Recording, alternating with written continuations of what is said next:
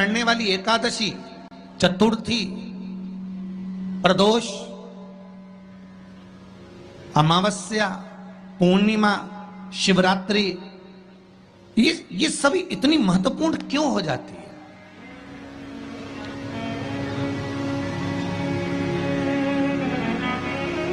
इसकी महत्वता इतनी प्रबल क्यों हो जाती है?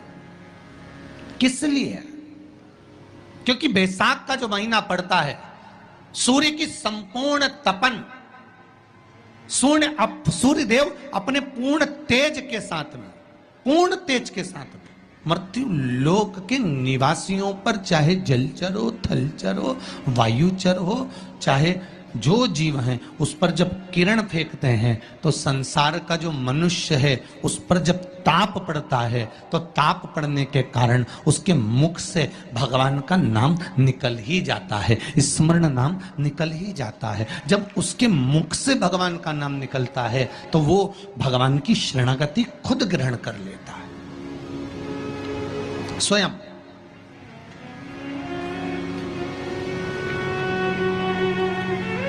शरणागति ग्रहण कर लेना।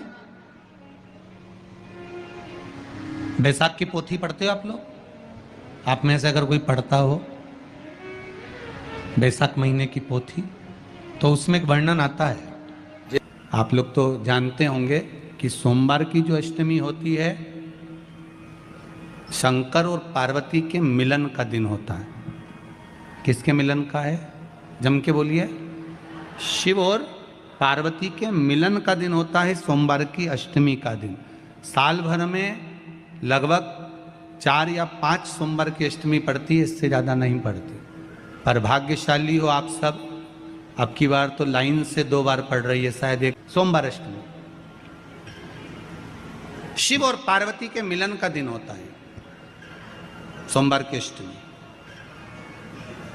इसमें मां जगतजननी जगदम्बा अपनी 64 योगिनियों को लेकर शंकर भगवान के सामने नृत्य करती हैं जब सोमवार की अष्टमी पड़ती है।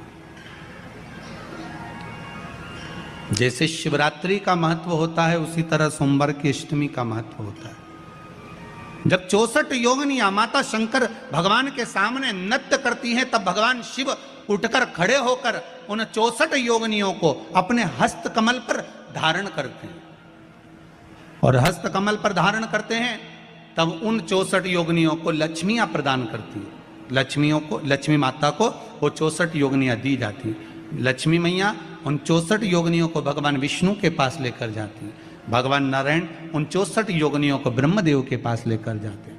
उन 64 योगिनियों को ब्रह्मा जी ब्रह्माणी को प्रदान करते हैं। ब्रह्माणी उस 64 योगिनियों को ले जाकर माँ जगतजननी आद्य शक्ति को देती है। आद्य शक्ति उन 64 योगिनियों को ले जाकर शिव को समर्पित करती हैं। शंकर भगवान की कथा कहती है सोमवार की अष्टमी पड़ने वाले दिन अगर बेलपत्र पर केसर का भाग लगाकर, ओम लिखकर केसर का ही तिलक लगाकर माँ आद्य शक्ति गणेश जी रिद्धि सिद्धि के नाम से 7 बेलपत्र शिव को समर्पित कर लाल वस्त्र में उसको बांधकर, जिसका व्यापार व्यवसाय या नौकरी सर्विस नहीं हो, बहुत कष्ट चल रहा हो, बहुत जिंदगी में दुख चल रहा हो, उसको 2-1 महीना रख कर देखो, बाबा लाइन लगा देगा आपकी संपदा की ओर, आपका हाथ पकड़ देगा।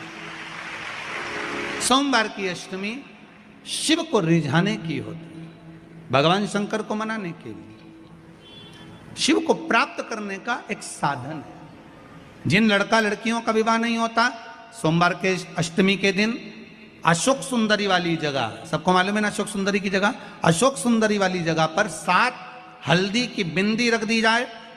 लड़का लड़की जिसका विवाह नहीं हुआ उसका हाथ रख दिया जाए, और वही हाथ के छापे पीपल के वृक्ष पर 5 लगा दिए जाएं। महाराज 3 महीने में उसका विवाह पक्का हो जाता है। सोमवार की अष्टमी का इतना भाव है महाराज, सहज नहीं है सोमवार की अष्टमी। शिव और आद्य शक्ति का मिलन है सोमवार की अष्टमी।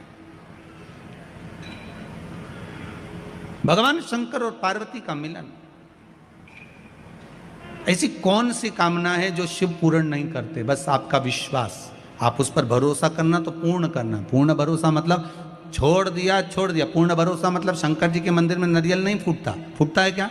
नहीं, क्योंकि पूर्ण समर्पित होता है। शिव जी को आधा चावल का दाना भी नहीं चढ़ता, पूर्ण चढ़ाई है।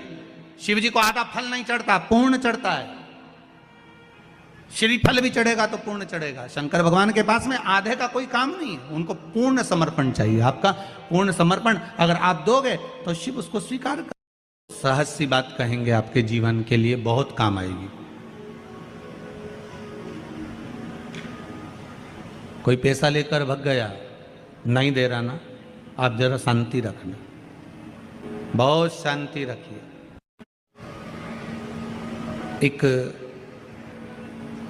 अलोना कंडा, कंडा जानते हो ना, जो अलोना कंडा किसको कहते हैं? एक होता है गाय का गोबर जिसको थाप दिया जाता है। ये जो थपा हुआ जो कंडा होता है, ये कभी भी यज्ञ में काम नहीं आता, आपको मालूम होगा। अब आज के ज़माने में तो भले आप सब जानते ही हो कि लोग मानते तो कुछ है नहीं, पर जिस पर हाथ का छापा पड़ गया, थप गया, वो यज्ञ में, हवन में काम नहीं आता। हमारे बीच में दो संत बैठे हुए हैं, आपके भी स्मरण में रहा होगा कि जो थाप दिया जाए, जिस पर हाथ का छापा आदि पड़ जावे और उसको थाप दिया जाए, वो कंडा कहलाता है। और वो पूजन में या यज्ञ, गाय जब पोटा करे और पोटा कर या उसको उठा कर ऐसा कैसा ही कहीं रख दिया गया, वो सूख गया, उसको अलोनी गोबरी कहते हैं, उसको अलोना कंडा कहते हैं। उस पर कोई छापा नहीं डला है, उस पर कोई ट्रेडमार्क नहीं लगा है, उस पर कोई आपका हाथ नहीं छुआया गया है, उसमें कोई वस्तु की मिलावट नहीं है, वो गाय ने दिया और वो सूख गया, उसको अलोनी गोबरी कहते हैं, अलोनी भस्म कहते हैं। उस अलोने कंडे को लाइए, उसको जलाइए, उसकी भस्म तैयार करिए। उस भस्म को तैयार कर कर उस भस्म को बेलपत्री के वृक्ष के नीचे रखकर और उसमें थोड़ा सा भाव, एक भस्म को थोड़ा सा भाव, उस भस्म का एक छोटा सा लिंगायत आकृति सिद्ध कर कर उसको बेलपत्री के वृक्ष के नीचे रखकर उसका पूजन करिए। और किसके लिए करना है? जो पैसे ले गया और दे नहीं रहा। आपने हाथ पैर जोड़ लिए, फोन कर लिए, 50 बार बोल दिया, 50 बार विनती कर दी, वो नहीं दे रहा ना, वो नहीं दे रहा। आप उसके लिए एक भस्म का लिंग तैयार कर कर उसका पूजन, उसका स्मरण कर कर उससे विनती कर ले। बाद में उसी का विसर्जन उसी वृक्ष के नीचे जल डालकर धीरे धीरे नाम स्मरण कर कर छोड़ दे। उस भस्म का थोड़ा सा भाग लेकर आए, मस्तक पर तिलक लगाकर केवल एक बार या तो फोन पर बात कर लें या उसको बोल दें कि हमारा धन दे दीजिए। उसके बाद बाबा जाने और बाबा भस्मी धारी जा रहे। अब वो भूत भावन भूतेश्वर भगवान भस्म रमाने वाला रमैया मेरा शिव सब जान लेगा। आपको तो केवल एक बार उससे बात करना है या फोन लगाना, फिर बाबा के हाथ में। ये आपके जीवन में बहुत काम आएगा, बहुत। जैसे आपको पहले कहा था कि अगर धन चले जाए, पैसा कोई चोरी चले गया, कोई वस्तु चली गई, कोई वस्तु जाने पर अपने को क्या करना है? गवर्नमेंट अपना कर्म करे, पुलिस अपना काम करे, वस्तु गुम गई है, नहीं मिल रही है, एक 5 मुखी रुद्राक्ष कटोरी में शहद और जल रखकर या शक्कर रखकर बीच में घर का पूरा सेंटर मिलाकर नाभि में रख दीजिए उसको। महाराज 5 से 7 दिन लगते हैं, जो वस्तु गई है उसकी सूचना मिल जाती है, वस्तु प्राप्त होना प्रारंभ हो जाती है। शिव जी पे विश्वास कितना करना चाहिए? कई लोग पूछते हैं महाराज जी आप बताओ शंकर भगवान पे विश्वास कैसे करें? तो हमने कहा जैसे पायलट पर करते हो वैसे भगवान शंकर पे करो। जैसे ट्रेन में बैठते हो तो ट्रेन चलाने वाले ड्राइवर पर करते हो, ऐसे शंकर भगवान पर करो। बस में बैठते हो तो बस के ड्राइवर पर करते हो, ऐसा भगवान पर करो। पायलट कैसा हवाई जहाज चला रहा है आपको मालूम है क्या? जम के तो बोलो, जम के बोलो। मालूम है? आप तो आराम से अंदर जाके पायलट का दरवाजा बंद, वो अकेला उधर, तुम इधर अब बढ़िया चकाचक सो रहे हो। तो पायलट पर विश्वास किया कि नहीं किया कि वो कहाँ ले जा रहा है, कैसे चलाएगा, क्या करेगा? ना तो पायलट दिखे, ना आगे का दिखे, तुम्हें तो बादल ही बादल दिखे। बोलो सही है कि गलत है? इसके सिवाय कुछ दिखे तो तुम तो बिल्कुल अंधे भक्त बनकर बैठ गए कि पायलट चला रहा है, अपने को क्या करना। और मैं नाम बोला जाता है कि आज ये पायलट फ्लाइट को चला रहा है, बस उसी तरह तुम अंदर जाके बैठ गए, अब पायलट लेकर जा। उसी तरह ट्रेन में आराम से सो रहे, वो अकेला बेचारा ड्राइवर बटन दबाए, ये दबाए, सिग्नल नहीं देखे और तुम्हें निपटा दे। तो पर भरोसा करा कि नहीं करा? जम के तो बोलो, करा कि नहीं करा भरोसा? विश्वास करा कि नहीं करा कि ड्राइवर चला रहा है, गाड़ी ले जा रहा है, ट्रेन चला रहा है, आप तो आराम से सो, रात भर सोए, चकाचक सवेरे उठे ना मुंडा घिसा, फिर बैठ गए ट्रेन के अंदर और ड्राइवर चला रहा है, अपने को कोई टेंशन ही नहीं, क्योंकि उस पर अपने विश्वास करा, उस पर भरोसा करा।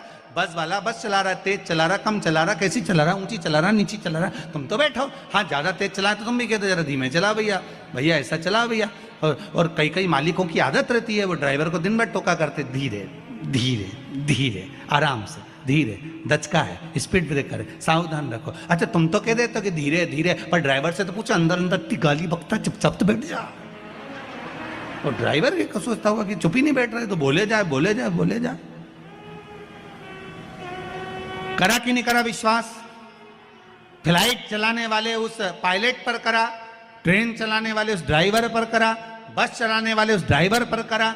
जितना विश्वास कर कर आराम से तुम ट्रेन में सोए हो, फ्लाइट में आराम से सामान लेके बैठ गए हो, शंकर की कथा कहती उतना विश्वास तुम शंकर पर कर लो और शांति से जीना चालू कर दो, बाकी का सब निपटा लेगा वो। आराम से सो, क्या किसको रोइए, चादर तान के सोइए, वो भरोसा उस पर रखो। बने पटे सोमवार के दिन की अष्टमी पढ़ने पर, कौन से दिन?